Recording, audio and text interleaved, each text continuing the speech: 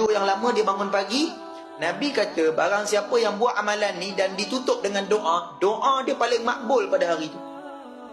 Hadis Ubadah bin Samit, hadis sahih, hadis Bukhari, hadis 1125. Apa amalan dia? Pendek, ringkas, kita dah selalu baca tuan-tuan, tapi kena buat waktu dia. Bangun pagi, tidur, bangun pagi, awal pagi, jangan tengok telefon lagi. Bangun pula kena duduk dulu 2-3 minit. Jangan bangun terus berdiri ambil sembahyang kelam kabut.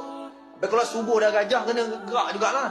Tapi kalau bangun awal, kena relax dulu, bagi darah jalan lancar, tarik nafas, minum air. Jadi sebelum nak minum air, sebelum nak itu, sebelum tengok telefon, sebelum nak usik sana usik sini, sebelum nak kejut anak-anak, sebelum nak bergerak, buat benda ni dulu. Apa dia?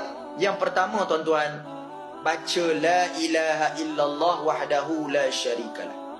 Kalau boleh panjang, sambung la ilaha illallah wahdahu la syarikalah, lahul mulku wa lahul hamdu.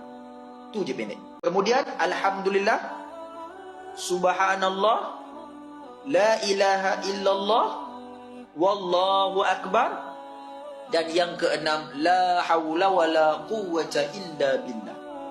Habis, tutup dengan doa. Allahumma gfir li zunubi. Baca apa-apa doa. Ya Allah, mudahkan urusanku, ya Allah. InsyaAllah. Nabi kata, siapa buat amalan ini tiap-tiap hari istiqamah, segala doa, segala hajat Tuhan akan segerakan. Dan itulah doa yang paling Allah Ta'ala nantikan pada hari itu, doa yang paling disukai, dan doa yang paling akan dimakbulkan pada hari itu.